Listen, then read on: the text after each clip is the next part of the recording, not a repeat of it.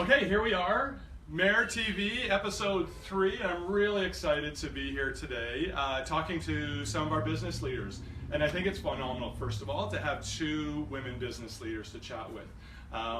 We have Catherine from Coquitlam Florist, and we're in Coquitlam Florist here right on Shaughnessy Street. And we got Kelly from CAP's Westwood Cycle. That's just a few blocks from here. So welcome and thanks for joining this conversation. Thank you. And so tonight we hope to have a little conversation about business, long-term businesses in our community, the challenges, the opportunities that we see here in Port Coquitlam, and we'll take some questions. So anybody that's watching, please submit your questions now, submit them in the future. I'll take a look at those and we'll ask some of those questions. The other thing that would be great to do so we get more viewers on this, if you're watching this right now, just keep pressing share so all of your followers can also check out our MayorTV in this conversation. And make sure you use your little emojis as well. We prefer when you use the we like emojis, the hearts and the thumbs up, but if you use the angry face every once in a while, that's okay too, because this is meant to be an interactive conversation in a new format using Facebook Live. So why don't we jump right into it? Catherine, why don't you tell us a little bit about, this business has been here forever. Yes. Longer than you and I have been hanging around downtown Poco. So maybe you can tell us some history about Coquitlam Florist. Coquitlam Florist has been here for 67 years in this location. Been in business for 69 years. And the last year, one question I know you always have about why it's called Coquitlam Florist is because it actually, the first 2 years, it was actually in Coquitlam. Really? And then they moved the business to this location, and they didn't want to confuse their customers, so they kept the name Coquitlam Florist, and it's always been that way. That's cool. Yeah. There you go, a little history. Cool. But I know I bug you all the time. I know. And you're such a great community. You're involved in the community so much. So I have ample opportunity to introduce you. Yes. And I always chuck the word pork in front of there. And you have promised me that one day I will. you will also officially chuck or unofficially chuck well, pork so in far there. we're getting closer. We got pocoflorist.com as a website now, which is There good. you go. There you go. There you go. Also, too, when we get our new sign, there'll probably be a little bit of a port in there as well. Nice. And so how long have you owned Coquitlam Florist? 7.5 years now. 7.5 years. Yeah. Wow, that's great. Excellent. And Kelly, you guys have been around a long time as well. A long time, yes. 85 years this year. 85 years. 85 Wow. years. Yeah. You don't Not me. Yeah. Yeah, funny how that goes. Like, you don't look You look phenomenal. Thank you. for it. No, my father-in-law started the business in 1932 Wow. at Coquitlam Plaza, actually. Oh, really? Yes. Not in Saperton. No, in Coquitlam Plaza in the family barn. Yeah. Really? Yeah, so that's where the business started. Huh. And we've been in Port Coquitlam, well, we have records going back to 1941. I think it was an invoice, but it was paid. Was it from Coquitlam Florist? So since 1941, and some of your history that I remember in Port Coquitlam was you guys had your shop on Coast Meridian Yes. forever. Well, it seemed like forever because You were young. I was young. Younger. Yeah, younger. And and you guys lived in the neighborhood and you participated in the neighborhood. Your kids grew up in the neighborhood, if Absolutely. I recall. Yes. I got my first red line BMX, frame only, because it was exciting. Man, I think it was for my, I'm going to guess, 9th Christmas. Something like that. Very cool. Yeah, somewhere I Very was cool. in elementary school, I'm in grade From the 5 or Coast 6. Meridian store. Yeah, and so I just got the frame, and then I had to save up to get the wheels, and so I was in the store all the time, pricing things out, and walking back and forth past High Creek and all that sort of stuff. And then I got that, and I remember your husband Glenn. Yes. I sold, I don't know what I did with it, sold it, traded in, or something like that. In grade 11, got a 10-speed. Yeah, taking it up a notch. Yeah. Awesome. Going faster. Awesome. Yeah. And ever since then, both my bikes right now are from your guys' shop. Yes. Yeah. Yeah. And Aaron's bike is from there, and Madison actually still has Chelsea's bike, so. Right, that's that cute little cruiser. Yeah, it's great. Aaron used it the other day, and whew, it flies. Adorable too. Yeah, totally. But now you guys aren't on Coast Meridian and Salisbury. You guys are over on Westwood. Yes, Glenn built the Westwood store in 1989, and built it himself, and we've been there since 1989. Yeah. And yeah. Wow. Excellent. So another confession about Westwood Cycle. I worked for CAPS. Yep. In 1988 to 89 or 89 to 90. One of those years. Does that mean it you're was gonna when you come guys work for just us? opened this store. In Westwood. Yeah. No, Yeah. but I worked at the.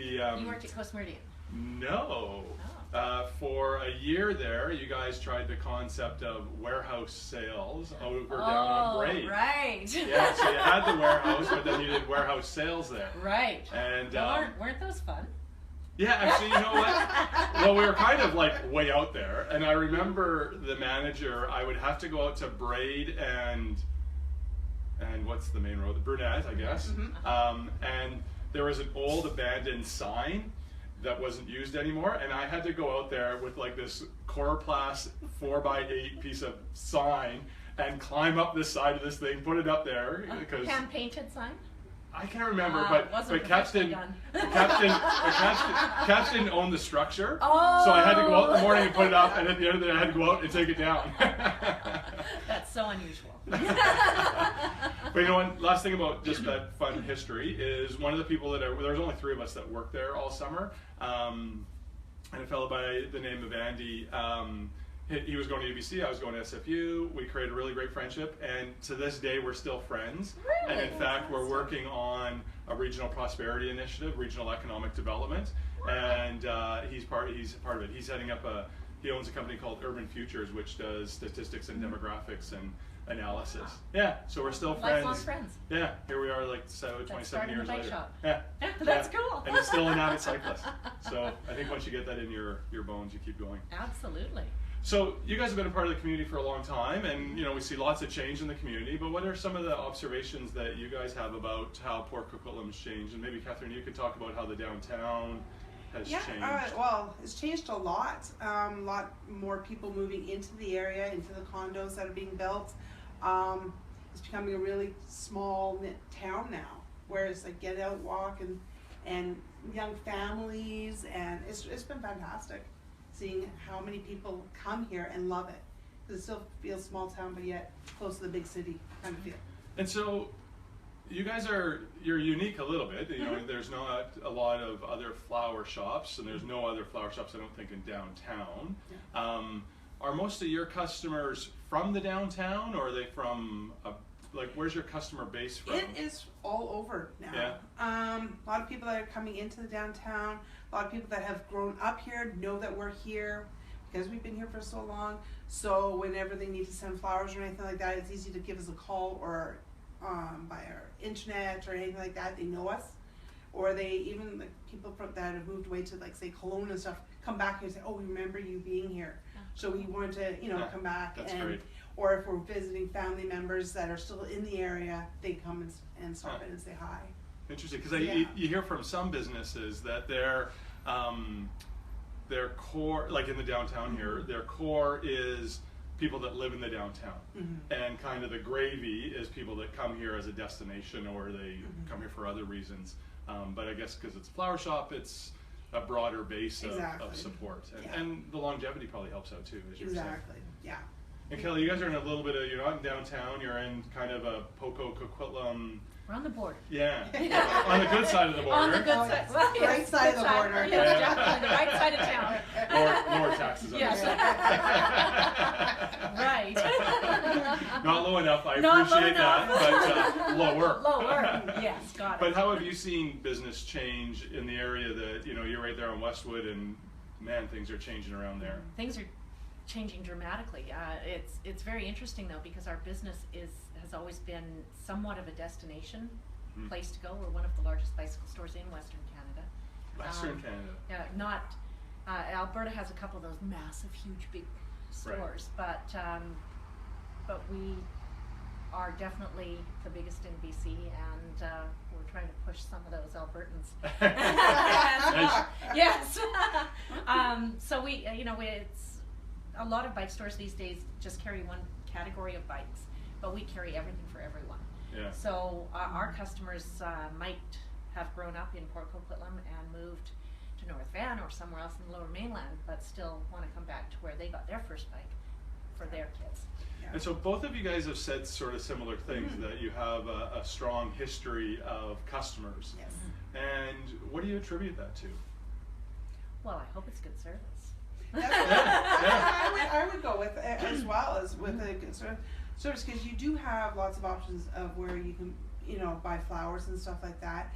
And I noticed for us, a lot of people just come in just to say hi now, like, or, you know, we're stopping by, you know, or we're going down to have a coffee. We thought we'd come in and say hi and see how you're doing, or so you get a real relationship with your customers, that it's no longer just about buying flowers. It's about friendship, right? That's totally true in the bike business too, because we have our circle of friends started as our customers, and we were just down in Palm Springs riding with customers, friends, and enjoying the lifestyle.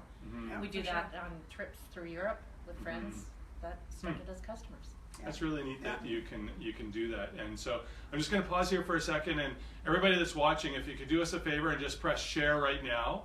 You can share the feed so your followers and your friends can also join us. And make sure you use the emoji icons if you like what they're saying, or you're one of those loyal customers. Just press those buttons and share it. And what it actually does, it gives us feedback, but it also, Facebook then sees that people are watching this and participating, and they share it to more people as well, so we can get a larger viewer base. So to pick up on the changing of times, where do you kind of see, you know, you guys are straddling a little bit of that bricks and mortar, which you both have. You have a shop, but you're also online. Is that the new business model for businesses that are kind of geographically based? Well, I think you need really the best of both. You know, you might be able to go online and buy some flowers, but you can't walk in a flower shop and smell that gorgeous smell that we're smelling right now. I mean, thank you. That's amazing. You can go online and you can go to our website and buy a bike, but does that bike fit you? Is it the right is it the right bike for you? So you still need bricks and mortar. Now, having said that, we've invested a lot in our website, and we have customers across the country that we're now shipping to. And you know, it's kind of fun that someone might have moved to Ontario but shopped with us before, and they want to shop with us continually. And an awful lot of people shop at 3 in the morning. Really? That just blows me away. Really? Now, I don't know if they're working night shift or just can't sleep. I think a little of both. Yeah. No, but I agree with you, Kelly. Like, what I've noticed from when I took over here, a lot of our business was online and over the phone. Now, we do get a lot more walk-ins now than before. Really? And yes, it's convenient to do to order things online, but people still want to see what they're getting, what it's all about. And also too, with my industry alone, we have a lot of people pretending to be flower shops when they're actually not. And they've been burned in the past because of high pricing and stuff like that, or they think they're getting a good deal, but when they get into the actual billing part of it, like the service charges and stuff like that, they're not getting what they want. Right. So more and more people are either going online to see what we have and then phoning, or coming in and wanting to actually see what they're getting. Because, you know, a lot of giving flowers is a gift, and they want to see what they're getting. Right. Sometimes, though, it is convenient for them when they're not in town and stuff like that, that it is easy for them to be able to, oh, I can order flowers and get them delivered without having to go out. Right. So, best of both worlds. Yeah, and so one of the questions I want to ask was, you know, over the last 20 years or so, we've seen big box and multinationals, and they serve a certain market, but they also kind of scoop into some of your guys' markets. And how you've obviously survived it, like you're thriving as businesses, but at the same time, they're out there, and you know, I'm the mayor, so I can't say they're bad, because they're also businesses in our community, and they serve a certain need. How did you guys make it through that? Because there's a lot of businesses that don't. You read a lot of, like, we have a Walmart now, and you read a lot of stories about how Walmart's killed downtowns, or they kill bike shops, or, you know, those sort of things, or grocery stores. But they didn't seem to do that here. Why do you think you guys are so successful? And you've got some big box down the way, or you got a mall that's just down the way, which is, you know, got a Walmart, and It's had other sort of Zellers and all those sort of things which you would compete with. And I find that our pricing is very comparable. Also, to what a lot of people don't realize is that in the flower industry there is a lot of variety and a lot of different kinds of quality of flowers. Like a rose is not just a rose. Like for my roses, I bring them in from Ecuador, so they seem to be a nicer rose. I found that they last longer. My red roses are freedoms when there's other types of roses.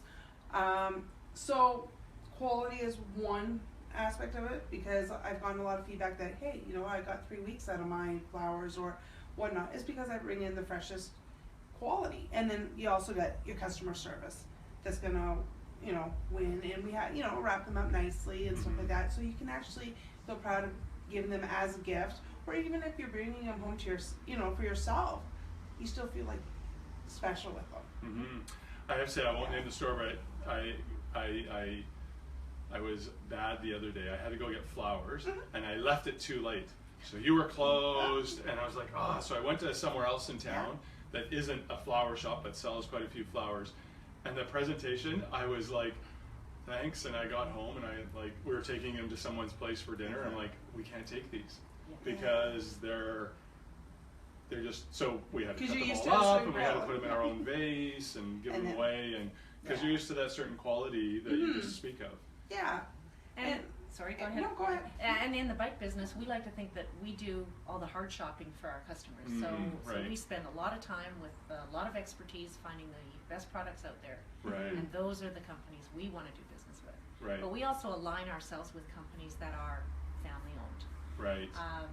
Trek Bicycles is family owned and operated, not traded. Norco, local, right here in Hoco. Yeah. And that really means a lot to us, because we don't care about just selling our customer a product. We care about what happens if that product has a problem. Right. We want to make sure that we're there advocating for our customer right until they're moving into their next. Yeah, well, that makes so much sense, right? Because, you know, we were joking about, not joking, I was reflecting on my relationship with CAPS over the years. And so it started 30 some odd years ago, and it's still there today. Absolutely. And I know that I don't have to worry about quality. I never thought of it that you did the hard work for me, but I don't have to. I can just go in and so that's really, I think there's a lot of learning there. I think a lot of times businesses try to compete on price alone, but so many people these days want the customer service. I want people to know my name when I walk in the shop, and I want people to, you know, respect me and have a conversation and all this sort of stuff, and not just be a number going through a till. Absolutely. Oh, exactly. And you have to know when you know, at Christmas time, we always have a bit of a challenge, because we'll have a few years ago we had husband walks in and buys his wife a bike for Christmas. Wife walks in 3 days later, buys her husband a bike for Christmas. Really? Then mom and dad come in both together and buy the kids bikes for Christmas. And we're trying to go, I can't mention her bike, I can't mention his bike, and who can, and everything's in our layaway program, and they come to pick them up, and we're very cautious. On what bike are you picking up? And the husband is looking all stressed out. We're gonna change. We get that in the flower industry, yeah, but just it's a little different. I thought that was hilarious when you mentioned that earlier. Yes. Who was the card made out to this week? And also too, like, a lot of people say, oh, well, when you're out in public, you know, you run into a lot of customers. Do you always say hi or what? No, because I will let the customer approach me and talk to me first and stuff like that, because, you know, in the flower industry you do have to have some discretion and whatnot, because especially with Valentine's Day coming up, some people do order multiple bouquets for different people, so, and it's none of our business. We're just happy to provide people flowers. That would just be awful, wouldn't it, if you ran into a customer and say, think, hey, Michelle, how did you like the flowers? What flowers? My name's Barb, and what flowers are you talking about? Exactly. Oh my goodness. Exactly. So. That would be like a great hidden camera joke. Oh yeah. So if like Just for Gags is watching, that would be perfect. Oh, Yeah, Mike's maybe absolutely. not as No. much, but Definitely you for can probably figure flowers it out. and stuff like that. But yeah. that'd be That's fun to very do. funny. That'd be like a great April Fool's. I love April Fools. Yes. Oh boy, I'll have to talk to Aaron. No, I wouldn't do it on air myself. No. No, He's a I'm smarter smarter than one. that. And again, we do sell those get out of the doghouse free. So I want to ask you guys as business owners in our community, if you took off your hat as business owner and you said, I'm the mayor, well, if you could just say it, then you... I'm the mayor. Yeah. If you became mayor for a day, and you know, from a business owner's perspective, what's one thing that you would change in our community? Or one thing you would do? Maybe it's not change, maybe you make something better. Well, I just think that it's really, really, really important that we hold on to the parkland. You know, once it's gone, it's gone, it's gold. We have Lions Park right here. Yeah. We've got Poco Trail. Yeah. Nothing better than Poco Trail. Yes. Yeah. And that to me is the most important thing Yeah. that Poco has. So you would I preserve what we preserve have. You that love and what make we sure have. there's access to that Yeah. always Yeah. for people. Yeah. So whatever development goes on in it to maintain the small town feel of Poco, Yeah. you still have to make sure you're looking after the parkland. Nice. I would agree with that one for sure, but I would like to see more of the small like restaurants and patio seating and really get the like after hours, like, you know, business hours, like more people coming down and like more entertainment and stuff like that, and encourage more businesses to open in that way. Right. For Get yeah. a vibe in downtown that you see in other and more places. like concerts or more like just walking around, like getting more ice cream. Like I know we have some great ice cream shops down here now, but you get them and then where do you go from there, right? Like somewhere to walk and window shop, or even, you know, just more of that kind of vibe down here. That's cool. Yeah. And you know, because you're working with me on this, so in the city here, we're creating an action plan for downtown to try to figure out many different things, but one of them is what's stopping business from doing that, right? Because those aren't things that the city can do per se. You know, as the mayor, I can't open up a pub. I guess I could, but that would be a little odd. So, and you know, we don't build things, like we don't build restaurants and that. But why aren't those restaurants coming here? You know, we see places like Suterbrook, and what's the one kitty corner to it? Newport, Edgemont, different places around the Lower Mainland that got that kind of cool vibe, and small businesses thriving, and there's a streetscape and patios and all that sort of stuff. And so, yeah, we're working on that. And I think we all want it. There's no doubt that we want to make that happen. We just need to figure out what are those barriers for business and the private sector to invest into redeveloping some of these businesses. And working, you know, we've got a couple burnt out buildings, unfortunately. It's terrible that what happened to those places, but also now it's an opportunity to get some redevelopment in there and working with those individuals to encourage sooner than later that redevelopment. Right. Oh, for sure. So hopefully we see that. And keeping I the hope small so town too. charm with Yeah. the construction of those new for buildings sure. too. Yeah, and you know, we're at Coquitlam Florist here, which is right next to the Bellagio, which I think did a really good job with street front commercial, big awnings over top, big huge sidewalks, and then residential up top. So you get the residents here, because a lot of the stuff, and I asked you specifically the question about here is, a lot of businesses get their core business from people that live here. So in the last 10 years, the city of Port Coquitlam approved 5,000 additional people live in downtown Poco through all the condos that we've rezoned to be built, which has created more people here. We're starting to see shops opening up on Sundays, right? Because there's actually people wanting to buy services and later into the evening. So yeah, we got to figure out how to do more of that. Yes.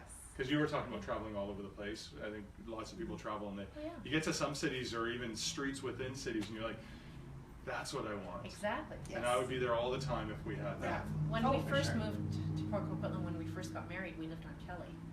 and walking to How downtown. funny is that, eh? Yeah. I know. Made it easier for my husband, okay? Where to deliver this Yeah. flowers? Yeah, Kelly. Kelly. But it's funny because in a lot of ways, the downtown area is very similar to that time, Mm-hmm. you know, 37 years ago, with feel. Like it Yeah. just, there's much more going on, Yeah. but it feels still Yeah. cozy. Yeah, it does. Yeah. But I think it's one of the things that allows us to maintain our small town charm in Port Coquitlam. Oh, for sure. We talk about it a lot, and there's a whole bunch of pieces, but that's one big piece of it. Yeah, and it's interesting because the downtown took the first big hit when Coquitlam Center opened, Yes. right? And we saw a lot of retailers leave here or couldn't make it.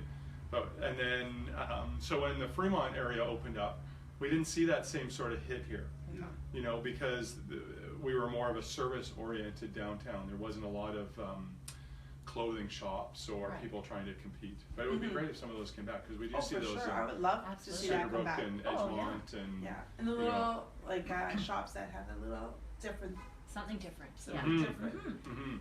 Yeah. Okay, so since you didn't give me anything hard on the if you were mayor for the day, you just re-emphasized everything that we're doing. Great answers. But what can the city, like the city, not the residents, but what can the city do to make business better? What can we do to help you guys out? Lower our tax. Yeah, I was just going to say. Okay, No, but if we lower, it's a joke. I'll Yeah. ask you that. If you want us to lower taxes, what services do you want us to cut? Yeah, I know. Everything comes with a price, So- right? Of course. And not to get defensive, but No, that's there's I- another side to that. And Yeah. we're- But it's also, I mean, we have stores in 3 other communities, that's right. and you know, I That's don't okay. want to I'm a big say boy. gee, but I look at even the cost of our business license. It's 6 Right. times more in Port Coquitlam Really? than in a store that's the like size in Burnaby. Really? Yes, I did not know that. yes, our managers quite like to tell each other information. So you know, some Okay. little things like that are just Yeah. make a big difference when Yeah. their margins are being hit all the time Yeah. through all these other sources that Yeah. you were talking about. Okay. Interesting. I didn't know that. Yeah. I don't really have an answer to that right now. Okay. That one I have to think on a little bit more.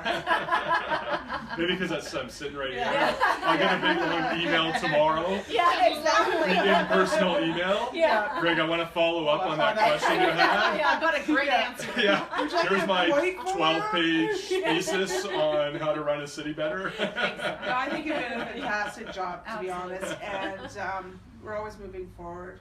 So, Yeah, I think the city has to move forward just like businesses do. If you're stuck in the old days, you just don't go anywhere.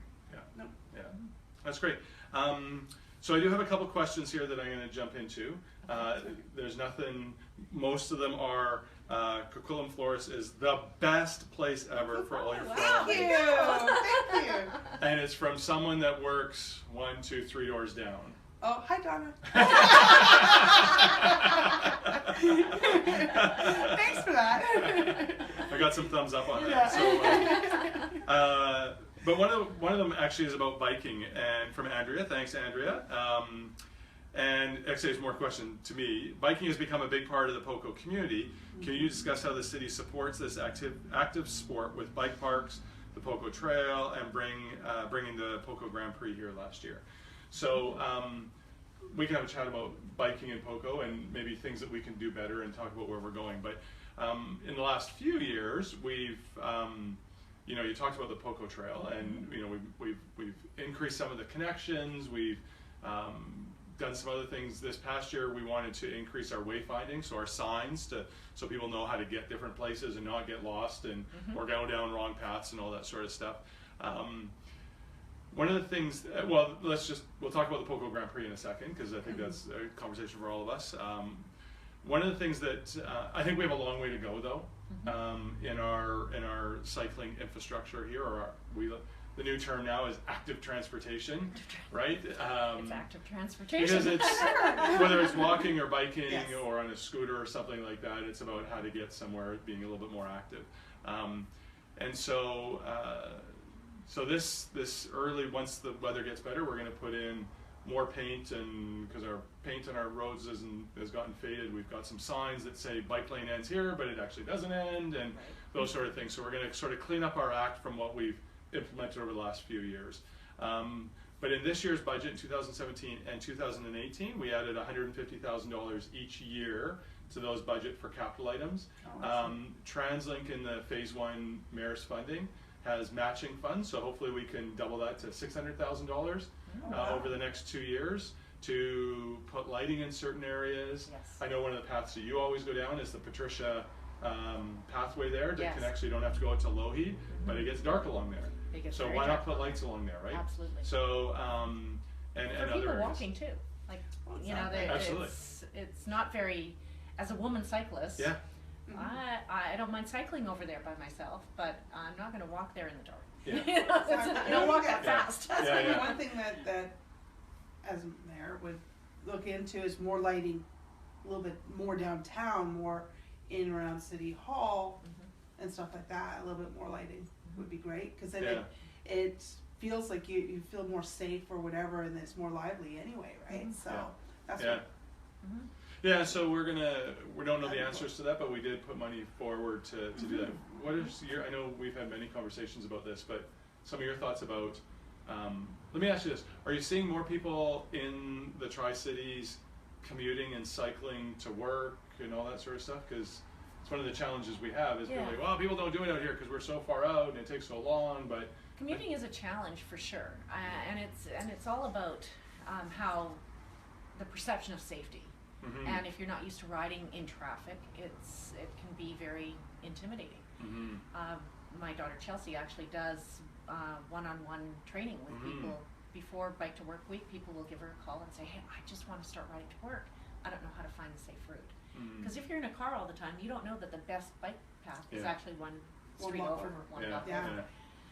But I'm also a firm believer that you know, if people are living in Poco and commuting downtown, we might not be trying to get them to commute by bike, but we sure want to use them, have them on their bikes on the weekend or after school, picking up their kids and going to the ball game by bike. They're all local. It's easy to do. Yeah, I have this rule of thumb, and I think I mentioned it to you in the past, and you had referred to that if it's within 5 minutes, walk, and if it's within 20 minutes, bike, and if it's beyond that, depending on your comfort level, either drive or take transit.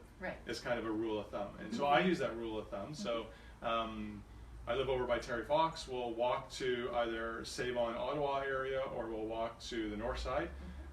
Anything beyond that, we ride our bike, or I ride my bike, and Erin rides her bike when she's going different places. Anything beyond that, I ride to the Evergreen line now and take transit.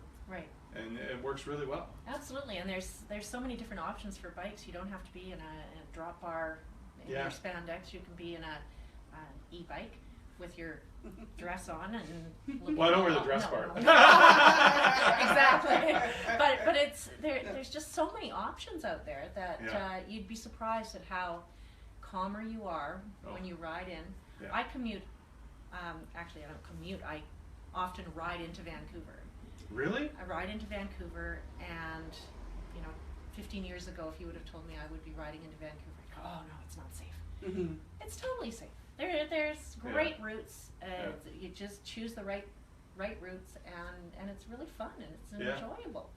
And you take your helmet off and you can squish up your hair. I'll take your word for it. I do have the benefit of not having to worry about that. But I have an e-bike, so I have an electrical assist bike. You still have to pedal, and it just assists you along. But I wear my suit when I ride my bike, and in the winter I put on waterproof clothes, and it works out just fine. Oh, and e-bikes in Europe are just blowing everyone away. And we're starting to see that now. And we're seeing more and more people wanting to have that little bit of a faster option and cleaner when you arrive instead of needing a shower.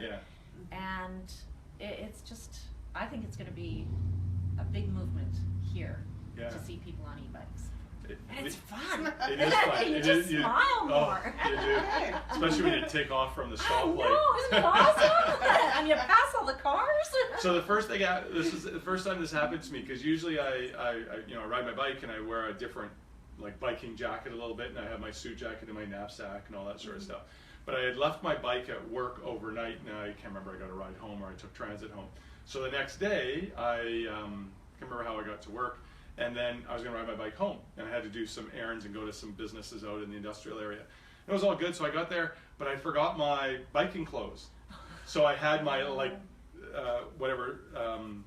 down to my knee trench coat, or not trench coat, but overcoat, and a tie. It was actually a bow tie and a three-piece suit. Awesome. Yeah, and I'm like, oh no, I feel like I'm out of place. Like you'd see that maybe in New York or downtown Vancouver, and I'm zooming along, and I'm like, I was a little embarrassed almost, but then I got home with my helmet on, and Aaron's like, man, you look pretty good. I'm like, okay, I can handle that. My wife thinks I look good riding with my gear on. That works for me. Absolutely.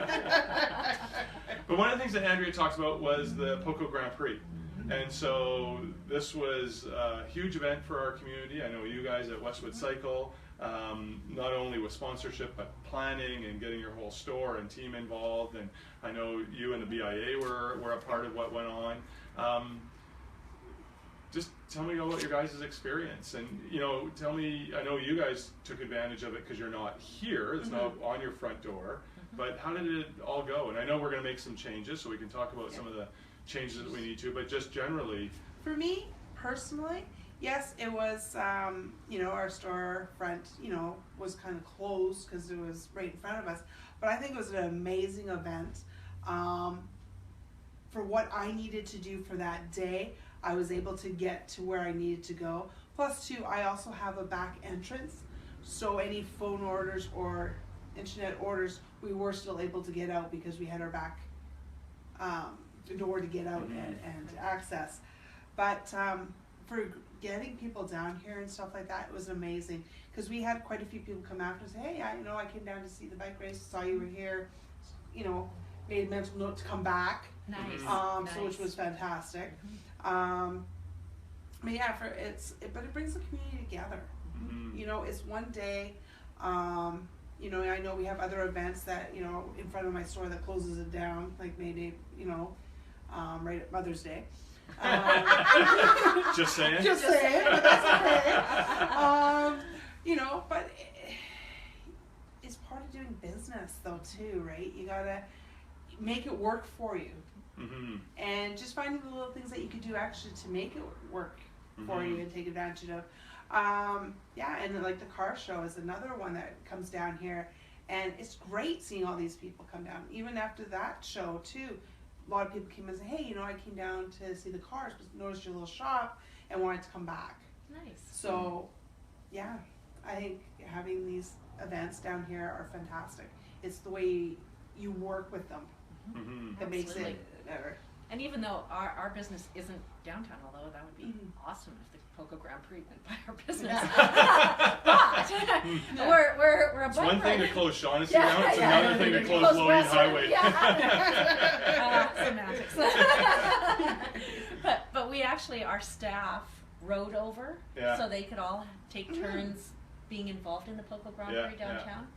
It was spectacular. We had a little VIP section just across the street there, and it was party time the whole day.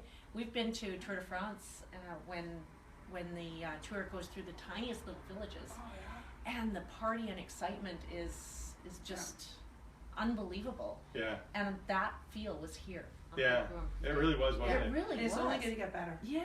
Yeah, I think so. It's only going to get better. We had some challenges with some of the businesses that you highlighted. People can't get to my shop and all that sort of stuff. But one of the things that we learned is, there's lots of ways to get across the race as well. But people didn't realize that. They thought once the gates went up, that was it. Right. I was either on the inside or I was on the outside. There was no going back and forth. And so we're going to work on how do we call them barn doors. But how do we make those barn doors more obvious for people to cross?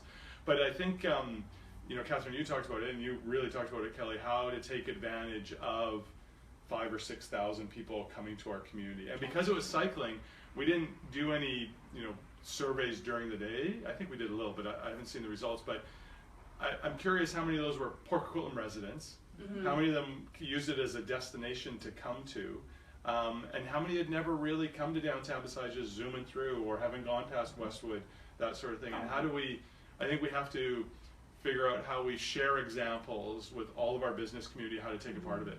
So like one of the things that you guys did, which was really great, was it was kind of like you invited your customers to come down and be a part of your area. Absolutely. You made them feel special, they felt a part of it, you were selling some gear. Right. It was really cool.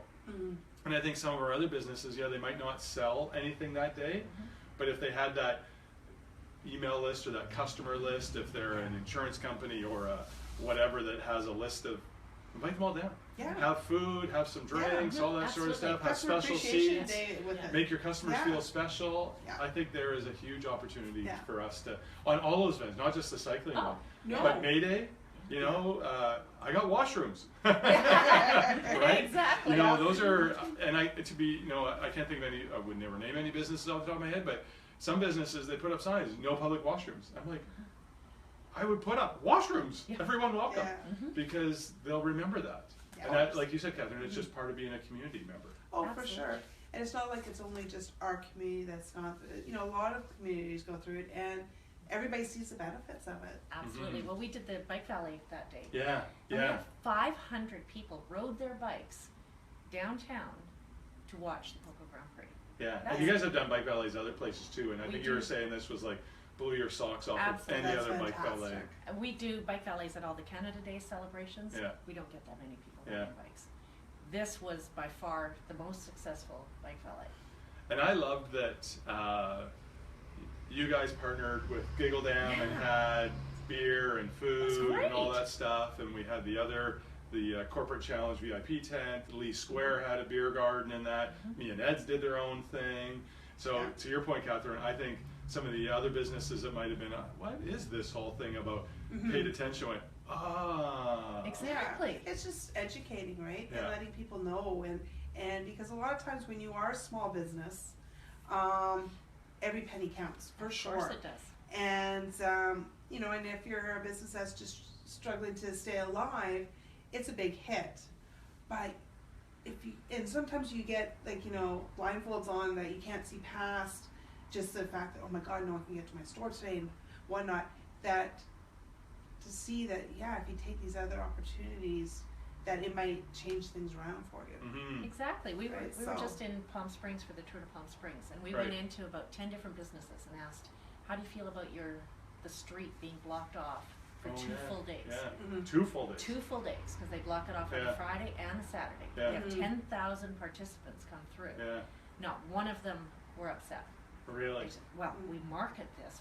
One's a card shop, and he markets. He has signs all over the place, you know, about all the reasons you need to buy a card, and you may as well pop in today and get that card. Wow. Yeah.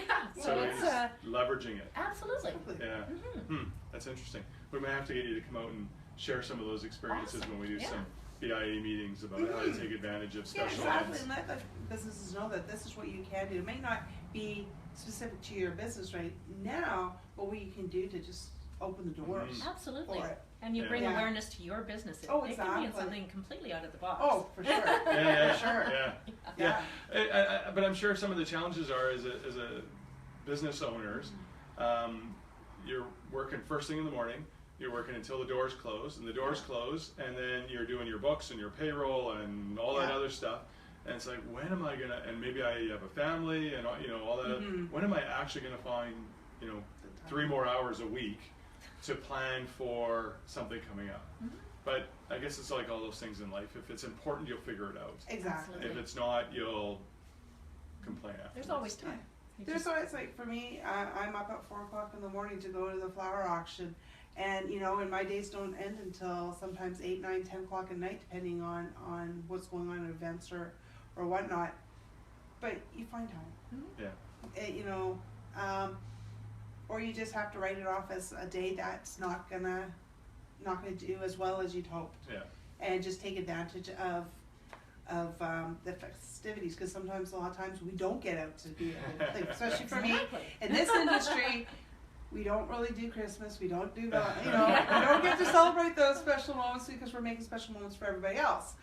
So sometimes, like, you know, for the bike race, I took advantage of it. Yes, I'm part of the BIA, so you know, we had a tent set up. So my staff were great to stay here and look after the shop. Well, I got to be able to be down there and see how things were going. So I actually got to be a part of it, Right. which is exciting for me because I don't normally get to see that. Right. That's So, cool.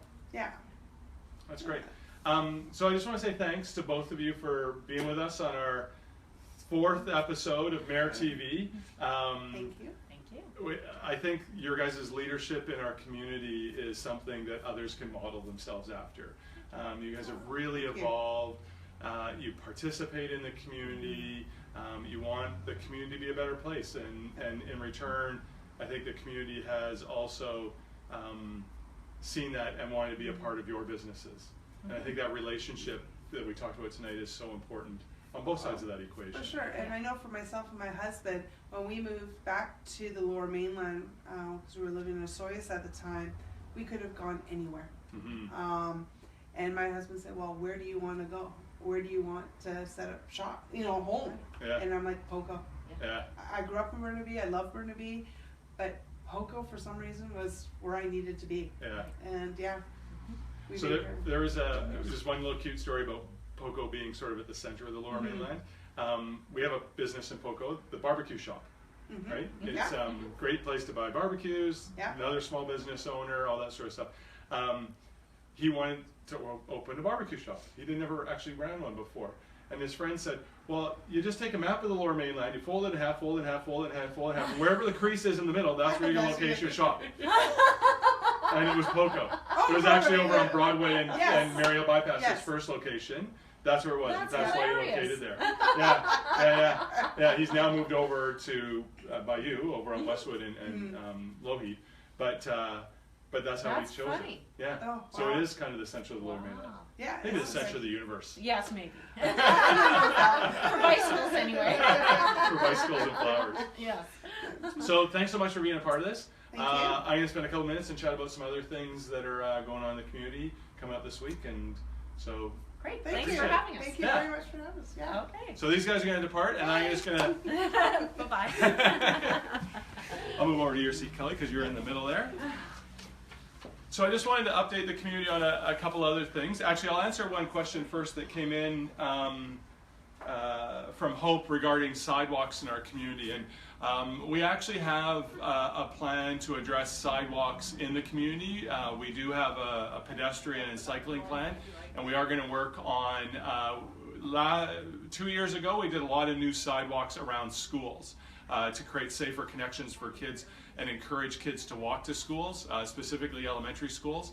And now we're moving into other areas of what we're calling active transportation, whether that's safer biking routes or safer pedestrian routes, sidewalks or lights, that sort of thing. So stay tuned.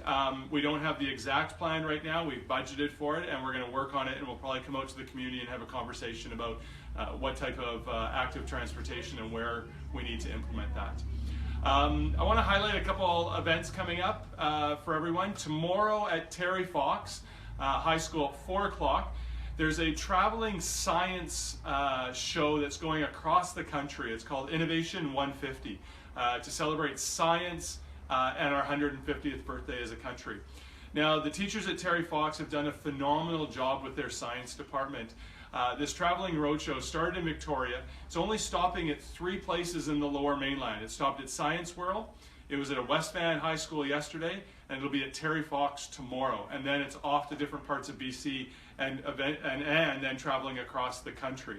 So everybody's invited at Terry Fox High School tomorrow between 4 and 8 o'clock in the evening. There is a massive science fair going on. So come on out to that.